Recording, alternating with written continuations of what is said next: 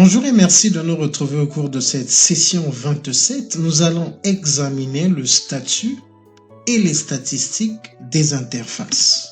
Alors, le terme interface fait référence au port physique d'un switch. Le port est utilisé pour transmettre les datas vers ou en provenance d'autres équipements. Il y a plusieurs paramètres qui peuvent être configurés dans une interface. Les plus importants sont le speed et le duplex, mais je dirais que ce sont les plus importants au niveau du CCNA.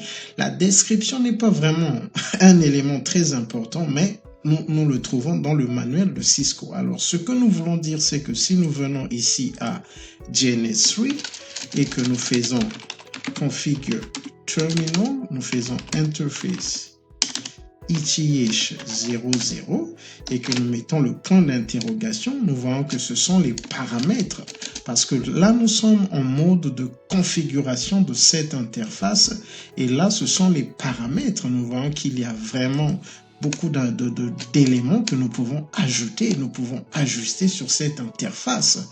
Donc il y a plusieurs éléments que nous pouvons vraiment configurer sous une interface. Mais au niveau du CCNA, on se focalise sur le speed et le duplex. Le speed est la vitesse maximale de transmission des frame packets par les interfaces des routeurs ou switches.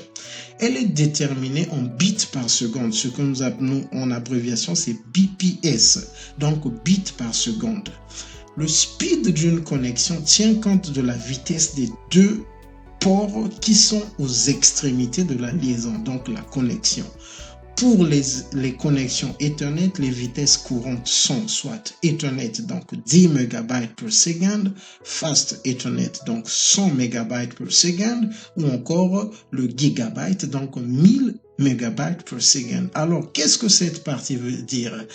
Si nous venons ici sur notre topologie de DNS3, j'ai deux switches IOU et j'ai aussi deux switches iOS. Donc, nous allons voir un peu pourquoi est-ce que j'ai emmené. Bon, mais bon, de prime, ce qui m'a emmené à avoir c'est des switches IOU et des switches iOS et que les interfaces des IOU sont des Ethernet, donc des Ethernet interface, alors que les interfaces de ce iOS, ce sont des gigabytes que nous voyons ici. Alors, lorsque nous disons que la vitesse d'une connexion tient compte de la vitesse des deux ports qui sont aux extrémités de la liaison, qu'est-ce que cela veut dire? Si nous prenons cette connexion ici-là, donc ça c'est une connexion physique entre deux équipements. Donc la vitesse tient compte de la vitesse qui est au port de ce switch et la vitesse qui est au port de ce switch. Pour illustrer cela, supposons que ce port a une vitesse de 100 MB per second et ce port a 1000 MB per second. Donc les deux vont s'accorder sur la vitesse à utiliser et ce sont les détails que nous allons voir au cours de cette session. Donc le duplex, il s'agira soit du full duplex ou du half duplex. Alors, je vais enlever ceci. Le speed duplex et description. Par défaut, le mécanisme de l'autonégociation négociera automatiquement la vitesse à utiliser. Cependant, il est possible de configurer la vitesse et les paramètres duplex avec, nous avons des commandes qui peuvent nous permettre de configurer ces éléments de façon manuelle. Mais le principe de l'autonégociation, c'est tel que nous l'avons dit. Par exemple, ici, là, on pouvait avoir un port qui a plusieurs capacités. Donc, je vais faire ceci. Je vais partir à la command line. Donc, je vais prendre un switch iOS. Et si je fais ceci, si j'ouvre la command line, et je fais enable, ok, et je fais show interface status,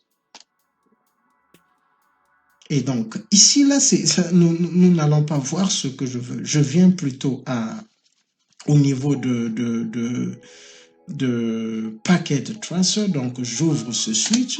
Si je fais ceci, enable show interface status, alors nous voyons ici que le type de média supporte soit 10 ou encore 100 mégabytes. Donc, c'est soit, ici, nous avons un 10 base, 10 base et un 100 base. Et nous l'avons vu qu'il y a le 10 base, le 100 base et le 1000 base.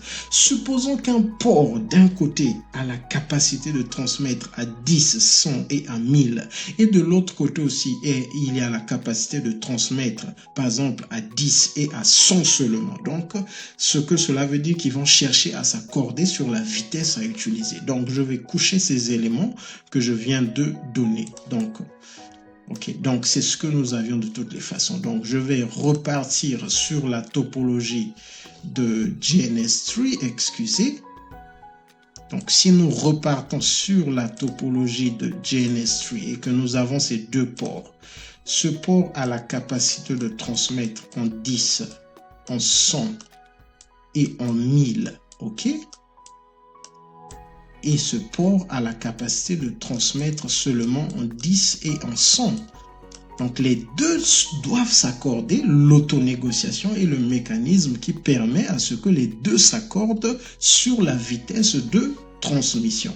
Donc il y a des principes qui régissent en fait l'autonégociation. Alors, le speed et bandwidth. Donc, cette partie ne fait pas partie n'est pas dans le manuel du CCNA, mais je voulais juste illustrer quelque chose de très important qui peut nous emmener à la confusion. Donc, la vitesse et le débit binaire du circuit, tandis que la bande passante est la quantité de vitesse disponible pour l'utilisation. Vitesse, débit binaire du circuit, bande passante, quantité disponible. Alors, qu'est-ce que cela veut dire? Par exemple, un service MPLS Ethernet à 500 MB, qui utilise une connexion de 1 GB aurait une bande passante de 500 MB. Qu'est-ce que cela veut dire? Ce service est sur un port qui a une vitesse, donc la vitesse du port est de 1000, mais le service est à 500 MB. Donc la bande passante ne va pas utiliser la vitesse totale du port parce que le port a une vitesse de 1 GB, donc 1000 MB par seconde, mais le service que le client a acheté n'a que 500 MB. Donc on va lui donner seulement la moitié, donc c'est la bande passante, ce que lui il peut utiliser. La vitesse est généralement déterminée par la signalisation physique du réseau sous-jacent. La bande passante indique la capacité d'un réseau à transmettre des informations. C'est un volume d'informations pouvant être transférées d'un point à un autre dans un laps de temps donné. En termes scientifiques, la bande passante est un débit binaire, une vitesse de transfert de données numériques mesurée par bit par seconde ou mégabit par seconde. Pour faire simple, prenons l'exemple d'un tuyau. Un gros tuyau permet de transférer plus d'eau et plus rapidement, mais si le tuyau d'arrivée dans une maison est petit et que tout le monde prend la douche en même temps, alors vous n'aurez qu'un filet d'eau pour vous laver et vous mettrez plus de temps. Donc nous voyons que au niveau de la distribution, le tuyau est gros. Au niveau de la maison, le tuyau est petit et dans la maison, il y a la distribution. Si vous avez plusieurs pompes, robinets, donc il y a encore cette distribution. Donc la vitesse, c'est au niveau du port, en fait, du gros tuyau. Donc, c'est là où il y a la vitesse, mais la bande passante, c'est ce que chacun peut obtenir. Par exemple, celle qui est à la cuisine utilise une partie. Celui qui est en train par exemple, d'arroser utilise une partie. Donc, nous allons illustrer cela ici. Donc, ici, nous avons le port 1 à un speed de 10 MB par seconde, le port 2 à un speed de 100 MB par seconde et le port 3 à un speed de 1000 MB par seconde. Le bandwidth, bande passante, est le speed, vitesse disponible pour l'utilisation. Donc, le bandwidth, la bande passante, est la vitesse disponible pour l'utilisation. Pour plus nous avons d'utilisateurs qui font passer le data sur un port, moins nous avons de bande passante. Alors, qu'est-ce que cela veut dire? Nous allons illustrer cela au niveau de ce port, du port 3 qui a 1000 mégabytes per second. Supposons que nous avons deux PC qui se connectent. Donc, je vais faire ceci, je vais effacer. Supposons que nous avons fait, je vais faire des mathématiques. Nous allons faire des mathématiques simples. Donc, je vais également effacer ici, je pense. OK. Supposons que nous avons deux PC. Donc, nous avons un port qui a 1000 mégabytes per second. OK. Donc, c'est ce port, le port 3.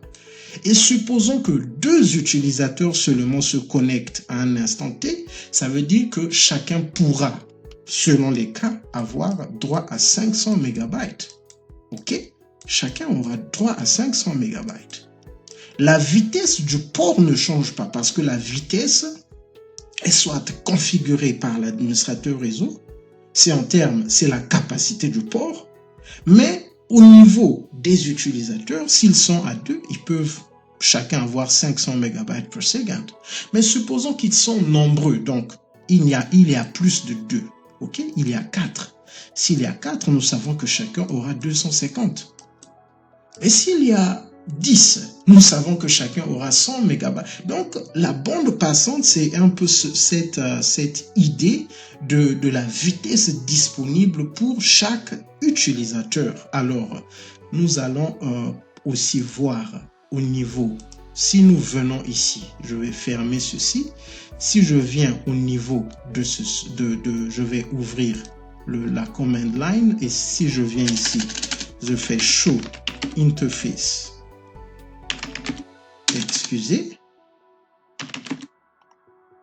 Excusez, interface, ce n'est pas ce que je voulais.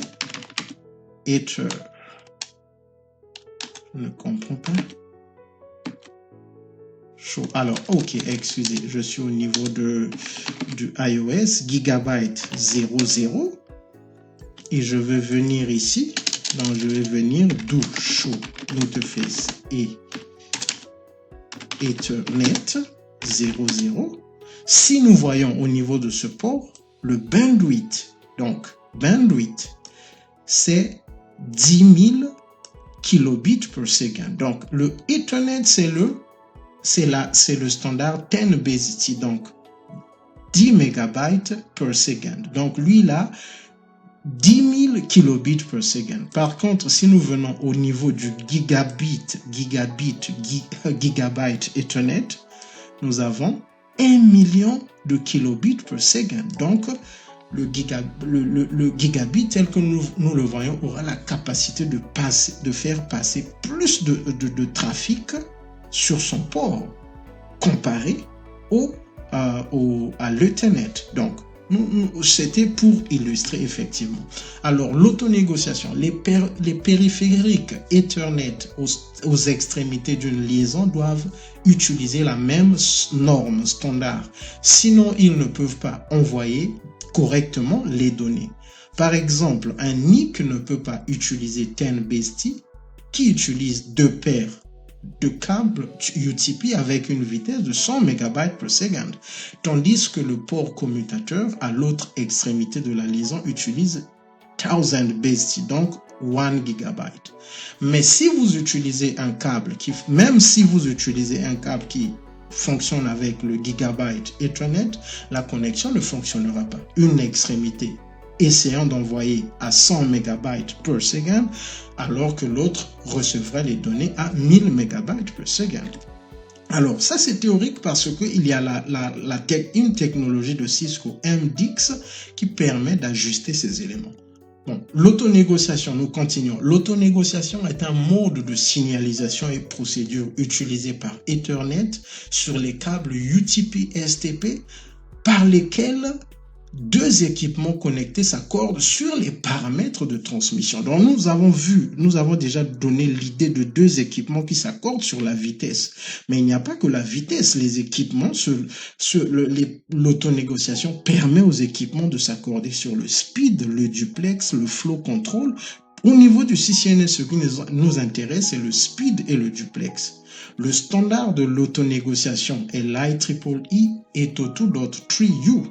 Les interfaces qui peuvent fonctionner à des vitesses différentes, donc 10, 100 et 1000, ont la capacité de négocier le duplex et le speed. Il y a aussi les principes de Cisco. Alors ici, nous avons un schéma qui va nous permettre de voir le résultat de l'autonégociation lorsque les deux équipements aux extrémités de la connexion supportent l'autonégociation. Donc nous avons ici un switch où nous avons 3 ports. Donc les 3 ports ont l'autonégociation activée et les 3 ports ont la capacité de transmettre soit à 10 MB per second, soit à 100 MB per second, soit à 1000 MB per second. Au niveau des équipements des PC, nous avons le premier PC qui a la capacité de transmettre seulement à 10 MB per second. Le résultat, speed 10, duplex full. Le deuxième PC a la capacité de transmettre à 10 et à 100. Le résultat 100, donc speed 100, duplex full. Le troisième PC a la capacité de transmettre à 10, à 100 et à 1000. Donc, le résultat, speed 1000, duplex full. Si vous remarquez la logique lorsque l'autonégociation fonctionne, c'est que en fait, la connexion utilise la vitesse la plus lente. Donc, nous pouvons le voir ici. Parce que le PC ne peut supporter que 10, il s'accorde sur 10. Ici, là, vu que le switch, le PC ne peut supporter que 10 et 100, ils prennent 100. Et donc ici, vu que le PC peut supporter 1000, ils prennent 1000, les deux prennent 1000. Alors ici, nous avons les principes de l'autonégociation lorsqu'un seul des équipements aux extrémités de la connexion supporte l'autonégociation. Alors, il y a les principes de l'IEEE. Il y a aussi les principes de Cisco. Nous allons commencer par les principes de l'IEEE. L'IEEE définit les règles qui s'appliquent par défaut lorsque l'autonégociation échoue, c'est-à-dire lorsqu'un port tente d'utiliser l'autonégociation mais n'entend rien de l'équipement à l'extrémité de la connexion. Pour la vitesse, que dit l'IEEE? L'IEEE dit utiliser la vitesse la plus lente tenant compte des capacités du port. Et c'est ce que nous venons de voir lors du schéma, au travers du schéma précédent. Pour le duplex, si votre vitesse est 10 ou 100, utilisez le half duplex, donc semi-duplex. Sinon, utilisez le full duplex, donc duplex intégral. Ça veut dire que si les équipements utilisent une vitesse de 10 ou de 100, ça veut dire qu'ils vont utiliser le half duplex. S'ils utilisent le 1000, ça veut dire qu'ils vont utiliser le duplex intégral. Donc, si nous remontons ici, selon l'IEEE, ces deux connexions vont fonctionner en half duplex. Et ce n'est pas vraiment agréable parce que ces deux s'accordent à une vitesse de 10. Et en fait, cette connexion à 10 et cette connexion à 100 mètres, ce qui n'est pas agréable. Si ce qu'on n'applique pas ces éléments, en fait, les principes de l'IEEE au niveau de la vitesse. Donc, nous allons le voir ici, là. Donc, nous avons les principes de Cisco. Pour la vitesse, détecter la vitesse sans utiliser la négociation automatique, donc l'autonégociation. Mais si cela échoue, utilisez les principes de l'IEEE, donc la vitesse la plus lente tenant compte des capacités du port. Il faut souligner que Cisco a une technologie appelée MDIX. Je ne sais pas si nous pouvons voir cela ici. Non, j'en ai pas. Je ne sais pas si nous avons vu ça ici. Alors, il n'y en a pas. Nous allons avancer. Ok, donc, pour la vitesse, Cisco permet aux équipements de détecter la vitesse. Le duplex, utilisez les valeurs par défaut de l'IEEE. Si la vitesse est 10 ou 100, utilisez le semi-duplex. Sinon, utilisez le full duplex. Et ici, il faut préciser que c'est lorsque l'un des équipements ne supporte pas l'autonégociation. Donc, lorsque les deux équipements supportent l'autonégociation, pour Cisco, c'est ce que nous avons vu ici là. Donc, c'est ils vont s'accorder sur le full duplex et la vitesse la plus lente lorsque les deux équipements ont l'autonégociation activée. Par contre, lorsque il n'y a qu'un seul qui a l'autonégociation, pour la vitesse, détectez la vitesse. Si cela échoue, utilisez la vitesse la plus lente en accord avec les principes de l'IEEE. Pour le duplex, utilisez les accords de l'IEEE. En quelque sorte, ici, Cisco nous renvoie juste au principe de l'IEEE. Donc, lorsque l'autonégociation n'est supportée que par un seul équipement. Alors, ce qu'il faut aussi noter de très important, c'est que la configuration de la vitesse et du duplex sur une interface de commutateur désactive la négociation automatique. Alors, ici, c'est très important. Si nous venons ici, il n'y a pas de configuration et nous remontons, nous voyons qu'il y a l'autonégociation. Auto, speed auto. Si je viens ici, je remonte, duplex auto, speed auto. Ici, nous n'avons encore rien configuré. Mais si nous partons dans un équipement, nous mettons duplex, full, speed, 100, ça veut dire que nous désactivons l'autonégociation parce que les deux éléments, les deux valeurs sont configurées manuellement. Les interfaces Ethernet utilisant des vitesses supérieures à 1 GB utilisent toujours le duplex intégral. Donc ça, c'est un principe de Cisco. Alors ici, nous avons un schéma qui nous montre le cas de figure où un seul équipement a l'autonégociation. Donc, dans le cas d'espèce, c'est le switch qui a l'autonégociation activée et au PC, nous avons l'autonégociation désactivée. Alors, sur la première connexion, le PC supporte 10 et 100. Le résultat est qu'ils vont fonctionner en speed à 100. Nous le voyons, le PC sera à 100, le switch à 100, mais au niveau du switch, ce sera le half duplex. Donc ici, le PC peut transmettre à 10, 100 et 1000. Le résultat, les deux vont transmettre en speed 1000 et le duplex full. Le troisième cas de figure, nous avons 10 et 100. Les deux vont transmettre en speed 10 et le duplex half. Alors ici, l'autonégociation avec les hubs. Les concentrateurs hub LAN ont également un impact sur le fonctionnement de la négociation automatique. Fondamentalement, les hubs ne réagissent pas aux messages d'autonégociation et ne les transfèrent pas. Le hub doit utiliser les règles de l'IEEE pour choisir les paramètres par défaut, ce qui entraîne souvent les périphériques à utiliser 10 MB par seconde et le semi-duplex. Donc ici, nous avons un schéma où nous avons un switch de ce côté. Donc ici, là, les connexions vers les PC vont fonctionner en 1000, speed 1000, duplex full. Par contre, du côté du hub, toutes les connexions sont en half, 10, half. Donc c'est la logique lorsque nous intégrons le hub. Mais nous l'avons vu que le hub est un équipement qui n'est pas vraiment utilisé. Alors ici, nous allons passer à la configuration et nous allons aussi voir les erreurs, les problèmes liés au speed et au duplex. Nous allons le voir lorsque nous allons continuer cette session. Merci, je vous retrouve.